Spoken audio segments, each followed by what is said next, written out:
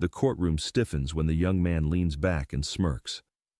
"My dad owns this city," he says, loud enough for the cameras. A ripple of laughter breaks out, then dies instantly. Judge Judy does not raise her voice. She does not blink. She simply looks at him like she has seen this arrogance 1,000 times before. And in that silence, everything he believes about power is about to shatter. What happens next will go viral, expose a system built on corruption, and prove that no badge, no matter whose father wears it, can shield you from the truth. But before we dive in, tell me where you're watching from, and don't forget to hit that subscribe button. The smirk doesn't fade. The silence doesn't break. Judge Judy lets it stretch just long enough to make the air uncomfortable. The camera lingers on the young man as he leans back in his chair, arms loose, posture careless, the body language of someone who's never had to sit up straight for authority. His words are still hanging there, ugly and confident, echoing louder now that no one is laughing anymore. "My dad owns this city." Judge Judy doesn't react the way he expects. No sharp inhale, no raised brow. She simply looks at him, not at his face but through it, as if she's already filing him away in a mental drawer labeled familiar mistakes. "Say that again," she says quietly. The request catches him off guard. He chuckles, a little too loudly, and glances toward the audience, toward the cameras, toward whatever imaginary backup he thinks is waiting just off-screen. "I said my dad owns this city," he repeats, slower this time, louder. "I don't even know why we're here." A murmur ripples through the courtroom, discomfort now, not amusement. The bailiff shifts his weight. The plaintiff, seated across from him, stiffens, fingers tightening around a stack of papers like they might slide away if he loosens his grip. Judge Judy folds her hands. "You're here," she says, "because someone believes you used power you didn't earn to scare them into silence." The young man scoffs. "That's ridiculous." She doesn't argue. She doesn't challenge him yet. Instead, she turns her attention to the plaintiff, a quiet pivot that immediately changes the balance of the room. "Tell me why you're here," Judge Judy says. The plaintiff's voice is steady, but only because it's practiced restraint. He explains the incident, a disagreement that escalated, a warning delivered with a smile, a name dropped like a weapon, not shouted, not explicit, just enough to leave a mark. "He told me people disappear when they make trouble," the plaintiff says, "and then he told me who his father was." The defendant rolls his eyes. "That's not what I said." Judge Judy finally looks back at him. "You'll get your turn. Don't interrupt." The words are calm, absolute, the kind of calm that doesn't invite negotiation. She listens as the plaintiff finishes, nodding once, twice, not in agreement, but in acknowledgement. Then she turns back to the defendant. "You seem very confident," she says. "Confident people usually don't need to announce who owns what." A flicker crosses his face, gone as quickly as it appears. Judge Judy leans slightly forward. "Before we go any further," she adds, "I want the clerk to pull up your civil history, any prior appearances, any settled matters."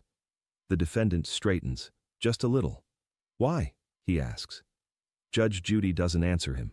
She looks down at the file instead, and for the first time since he walked in, the young man doesn't look bored, he looks alert. The defendant settles back into his chair like he's watching a show he already knows the ending to.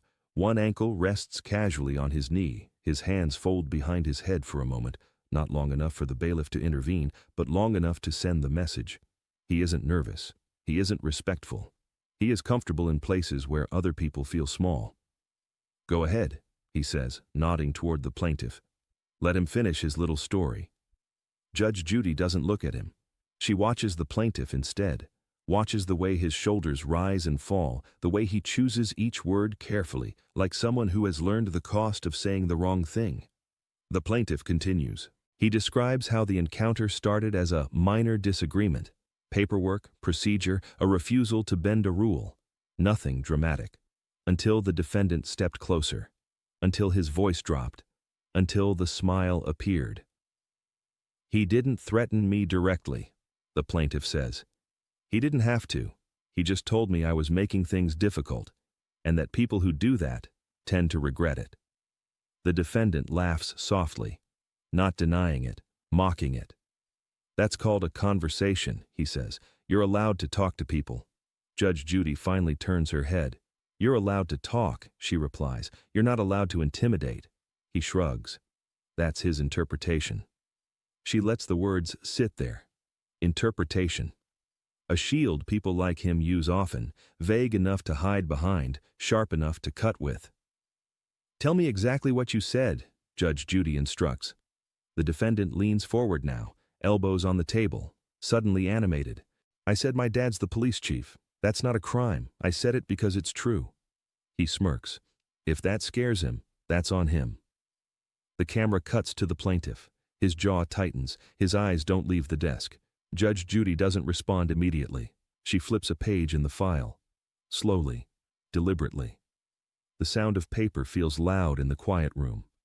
And after you said that, she asks, what happened next? The defendant waves a hand. Nothing. He backed off, like anyone with common sense would. That's interesting, Judge Judy says, because you just described the outcome of intimidation. The defendant opens his mouth to argue, then closes it. He recovers quickly, straightening his jacket, resetting his posture. You're making this bigger than it is, he says. People throw names around all the time. It doesn't mean anything. Judge Judy's gaze sharpens, not angry, not accusatory, focused. Power, she says, isn't about whether you think it means anything. It's about whether the other person believes they have a choice. The defendant scoffs again, but it's thinner now, less confident. She glances down at the timeline again. You said this happened on a Tuesday night, she continues, after business hours. Yeah, he says. So, Judge Judy replies. The plaintiff says it happened Wednesday morning, in a public office, with witnesses. The defendant blinks. That's not right, he says quickly. I mean, it could have been Wednesday. The days blur together. Judge Judy doesn't correct him. She simply notes the answer. And as she does, the confidence he walked in with starts to shift, not gone yet, but no longer effortless. Because for the first time, his story is working harder than he is. The question is simple. That's what makes it dangerous. Judge Judy doesn't raise her voice or sharpen her tone. She just tilts her head slightly like she's adjusting her focus. You said Tuesday night, she repeats. The plaintiff says Wednesday morning. One of you is wrong. The defendant chuckles, waving it off. It was a few days ago. That's the point. He's nitpicking. Judge Judy nods once, not in agreement, but acknowledgement. She taps the file lightly with her pen. Details matter, she says. People who are telling the truth usually remember when something happened, especially when it ends a conversation the way you described. The defendant shifts in his chair. It's subtle, but the camera catches it. The first physical adjustment since he walked in. His ankle slips off his knee. His hands move to the table. I told you, he says, a little faster now. It was midweek. I don't keep a diary. Judge Judy turns to the plaintiff. Did you record any part of this interaction? She asks. The plaintiff hesitates, not dramatically, just long enough to feel real. Yes, he says, not the beginning, just the end. The defendant laughs, sharper this time. Of course he did. Judge Judy holds up a finger. Silence snaps back into place. What exactly did you record? She asks.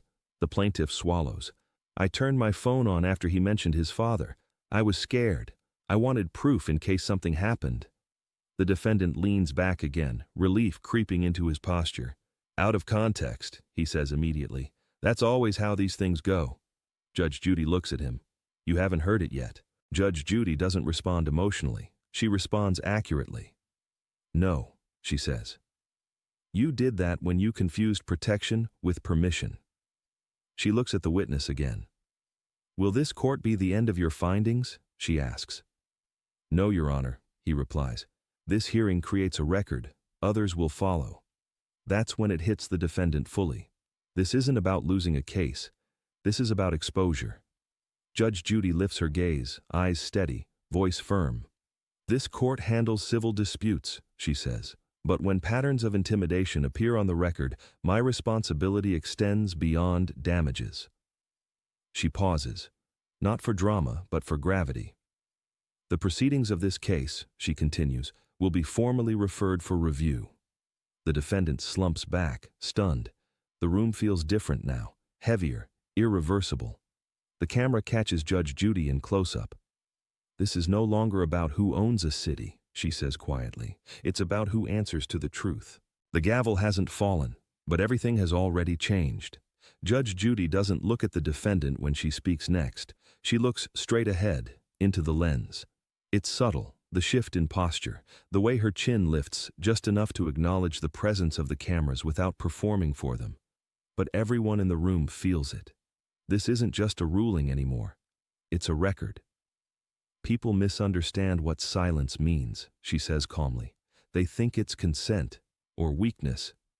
The defendant swallows. His earlier anger has burned itself out, leaving something brittle behind. He watches her now, not with defiance, but calculation, trying to figure out how much damage control is still possible. Judge Judy continues. Silence is often fear, she says. Fear that speaking will cost more than staying quiet. The witness from Internal Affairs remains standing, hands clasped, eyes forward. The plaintiff sits straighter now, like his spine has finally been given permission to exist in the room. Judge Judy turns back to the witness. You said these withdrawals happened quickly, she says. Days, not weeks. Yes, Your Honor. And always after contact. Yes. The defendant exhales sharply. This is turning into a spectacle. Judge Judy finally looks at him. No, she replies, it's turning into accountability. She gestures lightly toward the cameras. These cameras don't create truth, she says. They preserve it. The defendant's face tightens. He glances again toward the audience, not for support this time, but to gauge how far the story has already traveled beyond the walls of the courtroom. The plaintiff speaks again, voice low but steady. I thought if I stayed quiet it would pass, he says. But silence didn't protect me. It just taught him he could do it again. Judge Judy nods once. That's how systems learn, she says. From what we tolerate. The defendant shakes his head, almost pleading now. You're acting like I'm responsible for everything wrong with the department. I'm acting like you're responsible for yourself, she answers. That's where accountability always starts. She flips the file closed. This court cannot discipline police departments, she says, but it can expose behavior, and exposure has consequences. The room feels heavier now, not tense, but settled, as if something has locked into place that won't be undone. Judge Judy looks back to the witness. You'll be submitting your findings formally? Yes, Your Honor. She nods. Good. Then she turns to the defendant one last time in this phase of the hearing. You walked in here believing your name would end this, she says. Instead, it ensured it would be seen. The defendant doesn't respond. He can't. His jaw works, but no words come. The camera catches him in close-up, smaller now, compressed by the weight of attention he once craved. Judge Judy sits back. We'll continue, she says. But everyone in the room understands something fundamental has already shifted. Because when the cameras matter, silence stops being safe, and the truth stops waiting. If this were your city, and this was happening in plain sight, would you still believe power protects the innocent or just the connected? The defendant clears his throat. It's a small sound, almost polite, and completely out of character. Look, he says, hands open now, palms up. I think this has gotten way out of proportion. Judge Judy watches him closely, not reacting, measuring. He leans forward, voice softer, controlled. I never meant to scare anyone. I joke around. People know that about me. Things get misinterpreted. The word lands carefully. Misinterpreted. A rebrand. Judge Judy doesn't interrupt. She lets him continue, lets him build the new version of himself. Reasonable, misunderstood, almost sympathetic. I was trying to diffuse a situation, he says. That's all. I mentioned my dad because it's relevant. People respect him. The plaintiff stiffens, but Judge Judy lifts a finger gently, keeping the focus where it belongs. You want me to believe, Judge Judy says, That three separate people misinterpreted you in the same way. The defendant nods quickly. Yes, because context matters. She leans back slightly. Context does matter, she agrees. That's why I'm interested in what you did after those misunderstandings. He hesitates. What do you mean? Did you apologize? She asks. No, because... Did you clarify? She continues. I didn't think... Did you follow up? She finishes. The defendant stops. His mouth stays open for a beat too long. No, he admits. Because there was nothing to fix. Judge Judy nods once. So when people felt intimidated, she says, your response was to do nothing and let your father's position do the rest. That's not fair, he snaps, irritation flashing through the calm he'd tried to manufacture. You're acting like I planned this. I'm acting like you benefited from it, Judge Judy replies. Intention doesn't erase outcome. The defendant shifts again, frustration leaking back into his tone. You don't know what it's like growing up in my position. Everyone assumes the worst. She looks at him steadily. People don't fear you because of your childhood, she says. They fear you because of your behavior. The plaintiff finally speaks, quietly but firmly. When he smiled, he says, that's when I knew it was serious. The defendant turns toward him, anger flaring. That's ridiculous. Judge Judy cuts in immediately. No, that's insight. She turns back to the defendant. You've spent this entire hearing explaining how things look from your perspective, she says. You haven't once asked how they felt. He scoffs. Why would I? The question hangs there, raw, unguarded, damning. He shrugs. I don't need to. People love to twist things when they don't get their way. She nods slowly, then turns to the clerk. Has the recording been submitted? Yes, Your Honor, the clerk replies. Judge Judy doesn't ask to play it yet. Instead, she studies the defendant. You said earlier, she begins, that nothing happened after you told him who your father was. Right. And yet, she continues, he stopped pursuing the issue. Backed off. Your words. The defendant smirks. Smart move. Judge Judy's eyes lift. So your name, your father's name, ended the dispute. He opens his mouth, then closes it, adjusts. He realized he was wrong. She doesn't challenge that. She lets it sit there, flimsy and unsupported. Then she speaks again. You've been very comfortable today, she says. Comfortable interrupting, comfortable dismissing, comfortable assuming outcomes. The defendant frowns. What's your point? My point, she says calmly, is that comfort comes from experience, and experience usually comes from repetition. A flicker of irritation flashes across his face. You accusing me of something? I'm observing, she replies. There's a difference. She finally turns to the clerk. Play the recording. The defendant exhales through his nose, still smiling, but it's tighter now, rehearsed. The room leans in as the audio crackles to life, and before the first full sentence even finishes playing, Judge Judy's expression changes, not dramatically, not visibly to everyone, just enough. Enough to signal that what sounded like confidence a moment ago is about to sound very different when the room hears it out loud. The audio fills the courtroom in uneven bursts, the faint hum of a public office, the scrape of a chair, a voice too close to the microphone. Then the defendant's voice cuts through. Look, he says on the recording, casual, almost friendly, I'm trying to help you out here. A few heads tilt. Judge Judy doesn't move. You keep pushing this, the voice continues, and it's going to get uncomfortable. My dad doesn't like headaches. The room tightens. The defendant's smile doesn't disappear. It hardens. He crosses his arms, nodding along like this is exactly what he expected everyone to hear. See? He says before the audio even finishes. That's not a threat. That's advice. Judge Judy raises a hand.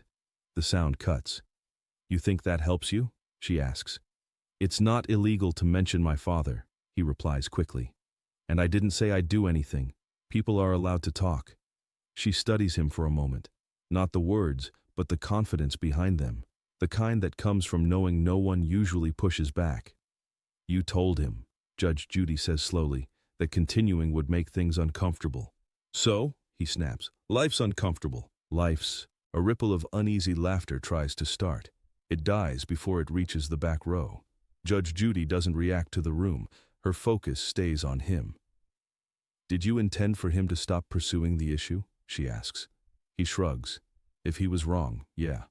And if he didn't stop? The defendant smirks. Then he'd be wasting his time. Judge Judy leans forward just slightly. You didn't say wasting time on the recording. He opens his mouth, then closes it again. His jaw tightens. She presses the button and lets the audio play a few seconds longer. People who don't listen, the recorded voice says, tend to regret it. The courtroom goes completely still. The defendant exhales, rolling his shoulders like he's shaking off tension. That's just how people talk where I'm from. Judge Judy's eyes narrow, not in anger, but in focus. Where you're from, she says, is irrelevant.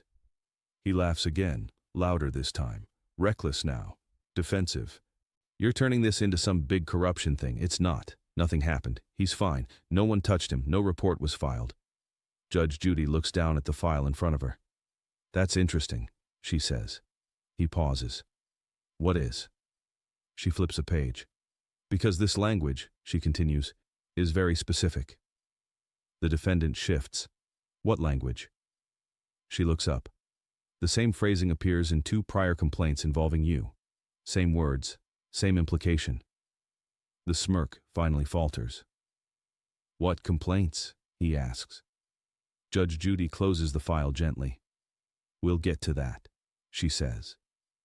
And in the quiet that follows, confidence finally crosses the line into something far more dangerous.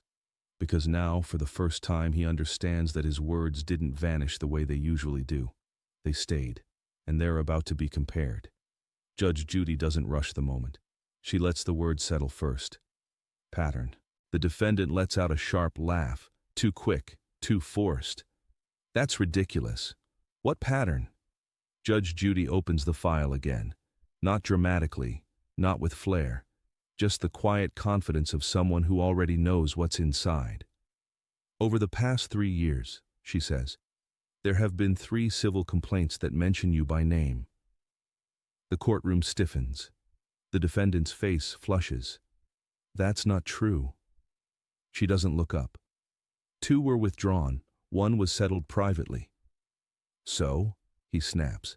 That doesn't mean anything. It means, Judge Judy replies calmly, that 3 different people at 3 different times described the same behavior. She looks up now. Same tone, same phrasing, same reference to your father. The defendant shakes his head, laughing again, but there's no humor in it now. People lie. They jump on opportunities. That's how this works. Judge Judy tilts the file slightly, as if weighing it. Do you know what coincidence looks like? She asks. It looks random. This isn't random. The plaintiff's eyes widen. He hadn't known. None of this had been shared with him. His grip loosens on the papers for the first time. Judge Judy turns the file so the defendant can see, not close enough to read, but close enough to understand it's real. In each complaint, she continues, the individual describes backing off after a conversation with you. No follow-up, no escalation. The defendant swallows. You know why? She asks. Silence. Because they believed continuing would cost them more than it was worth. The defendant's voice tightens. My father didn't do anything wrong. I didn't say he did, Judge Judy replies immediately. I'm talking about you. He leans forward now, palms flat on the table. Those cases were handled. Handled, she repeats. That's an interesting word. They were resolved, he says quickly.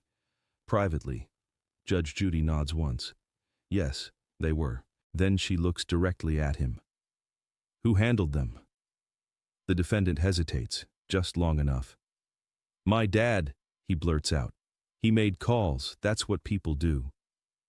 The sound that follows isn't a gasp. It's worse. It's silence. Thick, collective, heavy with realization. Judge Judy leans back slightly.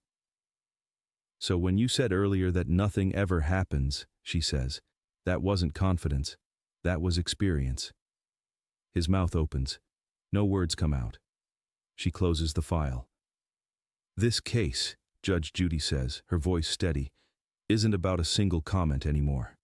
The defendant looks around, suddenly aware of the cameras, the audience, the record being created in real time. It's about a pattern of intimidation, she continues, and a belief that power erases consequences. She pauses. And today, she adds, that belief is being tested. The defendant leans back in his chair. But this time, it isn't casual. It's defensive. And for the first time since he walked into the courtroom, the question isn't whether he'll win. It's how much of the truth is still coming. The name hangs in the air longer than it should. Not spoken again. Not needed to be. Everyone in the room knows exactly whose shadow just crossed the courtroom. The defendant shifts, jaw tight, eyes flicking once toward the cameras and then away, like he's suddenly aware that this isn't just a room anymore. It's a record. It's evidence. Judge Judy breaks the silence carefully. You mentioned your father handled those complaints, she says. Explain what that means. The defendant exhales sharply.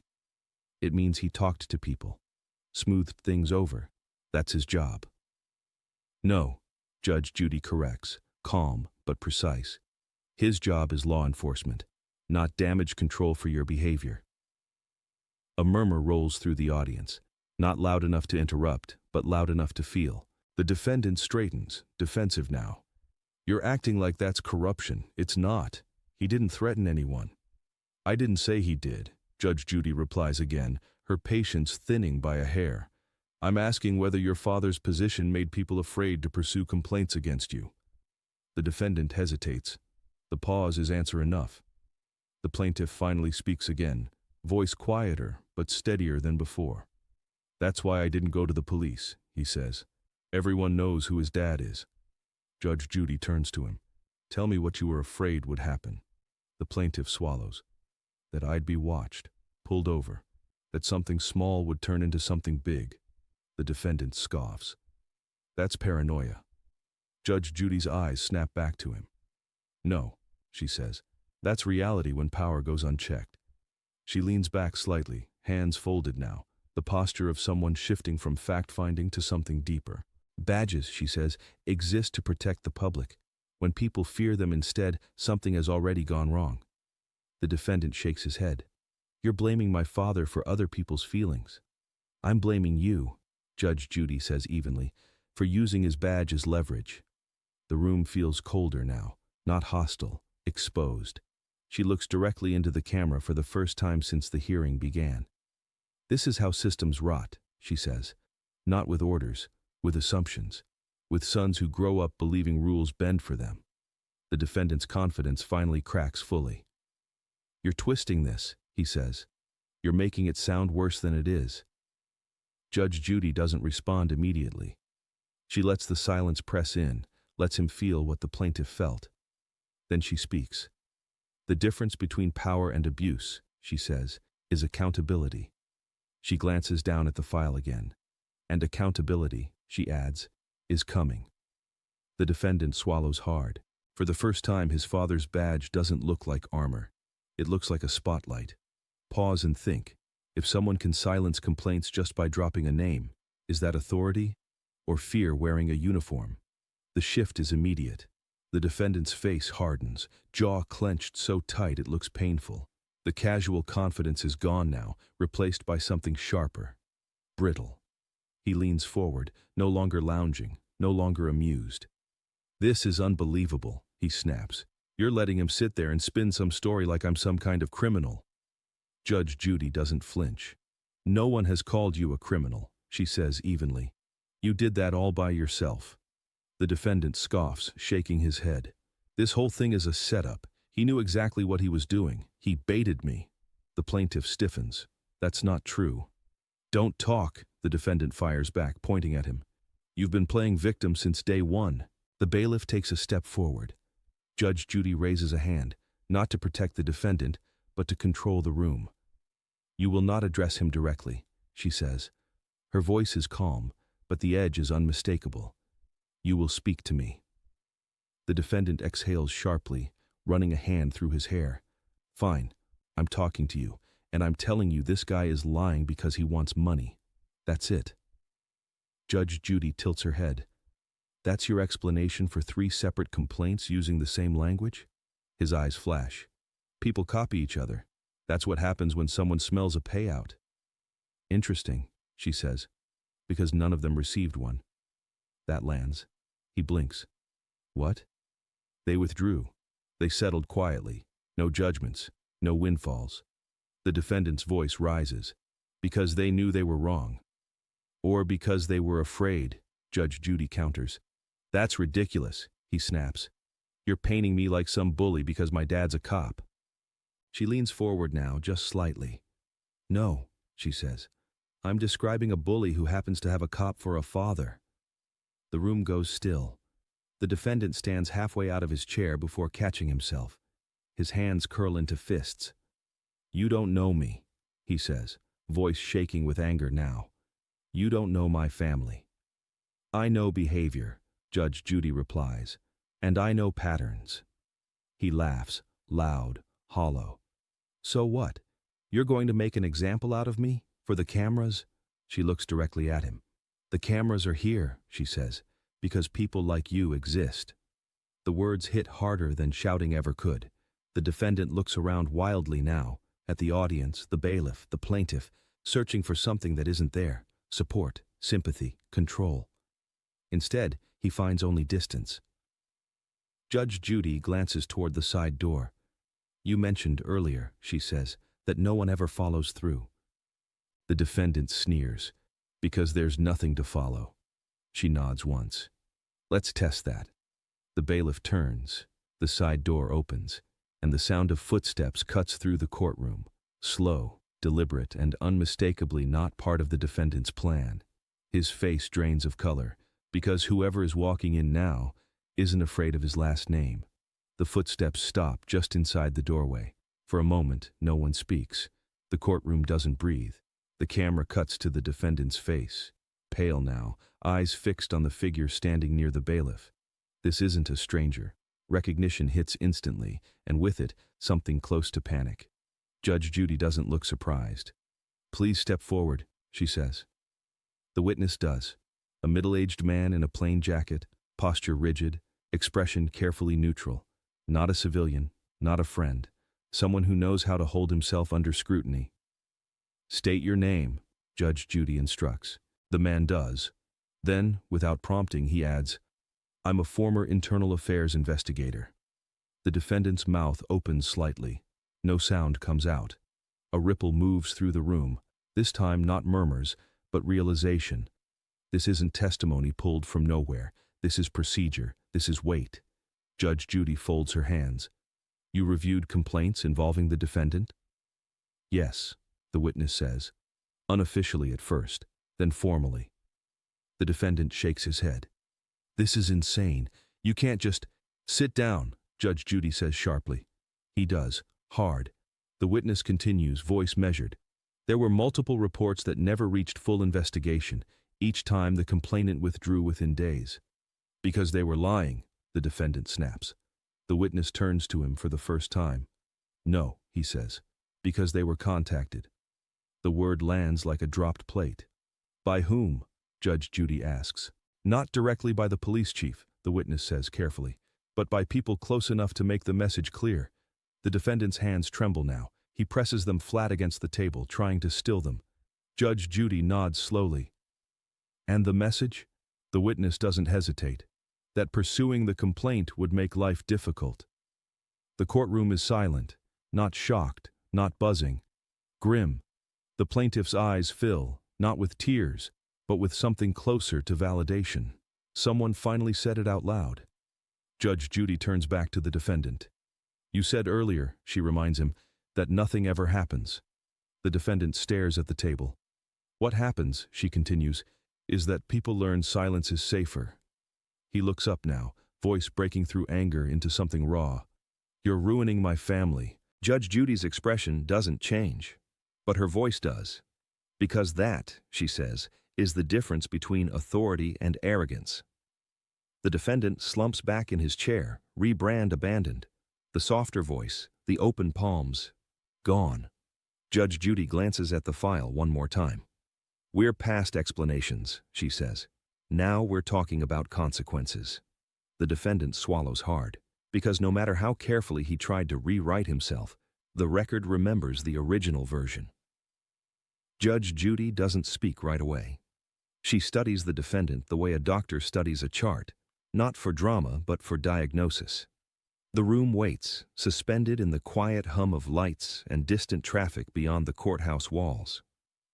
"You've said a lot today," she finally begins. "About jokes, about misunderstandings, about context." The defendant nods, wary now. "Because that's what this is." She leans forward slightly. "But you haven't explained the most important part."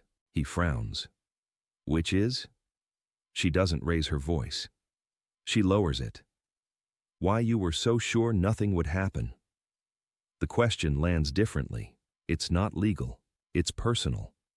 The defendant opens his mouth to answer, then stops. His eyes flick down, then up again. The pause stretches. "I just knew," he says finally, "because nothing ever does." Judge Judy tilts her head. "How did you know that?" Silence. The plaintiff watches him now, unmoving. The witness from internal affairs doesn't shift. Even the bailiff seems frozen. The defendant swallows. His earlier anger doesn't return. What replaces it is something thinner, exposed. "My dad," he says quietly. "He told me." The room tightens. "Told you what?" Judge Judy asks. "That I didn't need to worry," he replies. "That people complain all the time, that it never goes anywhere." Judge Judy exhales slowly, not in frustration, but in recognition. "So when you smiled," she says, "when you dropped his name, you weren't bluffing." The defendant shakes his head. "No. You were repeating a lesson." He doesn't respond. He doesn't need to. Judge Judy sits back, eyes distant for a moment, not looking at him, not at anyone. Somewhere else. Somewhere older. "I've seen this before," she says quietly. "Not this case, this belief." She looks back at him. "Power that teaches its children they're untouchable doesn't just fail them," she continues. "It endangers everyone else." The defendant's voice cracks. "I didn't think—" "I know," Judge Judy interrupts. "That's the problem." The room feels different now, less confrontational, more somber. Like the story has finally revealed what it was always about. "This isn't just about intimidation," Judge Judy says. "It's about inheritance." She gestures gently between them. "Not money, not status, impunity." The plaintiff blinks, absorbing it. The witness lowers his gaze. Judge Judy's voice firms again, resolve returning. "And here's the truth," she says. "The shield you thought you were standing behind isn't protection." The defendant looks up. It's evidence. The words hit harder than any ruling could. Judge Judy closes the file in front of her, not signaling the end, but the turning point. "This case," she says, "has changed how I see silence from people who should know better." She meets the defendant's eyes. "And it has confirmed something else." He waits. "Complicity doesn't always look like action," she finishes. "Sometimes it looks like permission." The defendant sinks back into his chair, smaller now, no longer angry, no longer defensive, just exposed. And as the camera lingers, the realization settles over the room. The shield he trusted his entire life was never meant to protect him from the truth. There is no outburst, no shouting, no slammed fists, no dramatic denial. The defendant simply sits there, shoulders slightly hunched now, eyes unfocused, as if the room has moved a few inches farther away from him. The confidence that once filled the space around him has evaporated, leaving behind something thin and quiet. The camera lingers, not out of cruelty, but clarity. Judge Judy watches him for a moment, then turns her attention back to the plaintiff. "You stayed," she says, "even when it would have been easier to walk away." The plaintiff nods slowly. "I almost did." "But you didn't." "No," he says. "Because I kept thinking, if not me, then who?" The words land gently, but they carry weight. Not defiant. Resolute. Judge Judy inclines her head, acknowledging the cost behind that decision. "This court," she says, exists because people like you choose not to disappear. The defendant shifts slightly at the sound of that, not offended, just aware. Judge Judy returns to him. You've spent today defending your intentions, she says, but intention doesn't undo impact. He doesn't argue. He can't. His hands rest limp on the table now, fingers no longer curled, no longer gripping anything for control. I didn't think it would go this far, he mutters. Judge Judy's response is immediate, but measured. It went exactly as far as it needed to. The witness from Internal Affairs gathers his notes quietly. The sound of paper is soft, respectful, like closing a chapter, not slamming a door. Judge Judy addresses the room as a whole now. There are moments, she says, when justice doesn't arrive with applause, when there's no cheer, no victory lap. She looks back at the defendant. This is one of them. The plaintiff exhales, a long breath he didn't realize he'd been holding. His shoulders drop, just a fraction, as if the weight he carried in has finally been acknowledged. The defendant stares straight ahead, not angry, not defiant, just empty. Judge Judy closes her eyes briefly, then opens them again, steady, composed. We're going to move to disposition, she says. The room stills once more, but this time it isn't fear or tension that fills the space. It's inevitability. The collapse has already happened. What comes next isn't punishment. It's consequence. And for the first time all day, no one claps, no one whispers, no one smiles, because everyone understands the same thing at once. This wasn't a performance. It was a reckoning. Judge Judy lifts the gavel, then stops. The pause isn't for suspense, it's for accuracy. She looks down at the file one final time, then back up at the defendant, whose eyes flicker with a last, fragile hope that mercy might still be negotiated. That hope fades quickly. This court is not here to rehabilitate reputations, Judge Judy says. It's here to decide responsibility. She turns slightly, addressing the plaintiff first. You were intimidated, she says plainly, not by force, not by threat of violence, but by implication. The kind that only works when people believe resistance will cost them more than silence. The plaintiff nods once, jaw tight. Judge Judy turns back to the defendant. You used your father's position as leverage, she continues. You benefited from a system that taught you nothing would happen, and you acted accordingly. The defendant opens his mouth, then closes it. I find the plaintiff credible, Judge Judy says, and I find your explanations inconsistent, self-serving, and contradicted by both evidence and testimony. She doesn't raise her voice. She doesn't need to. Judgment is entered in favor of the plaintiff. The words land cleanly. Final. Judge Judy outlines the damages, compensation for emotional distress, filing costs, and lost time. Civil consequences, measured, appropriate. But then she keeps going.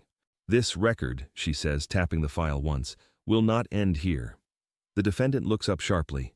Based on testimony presented today, Judge Judy continues, I am ordering the full case record, including audio, witness statements, and referenced prior complaints, forwarded for external review.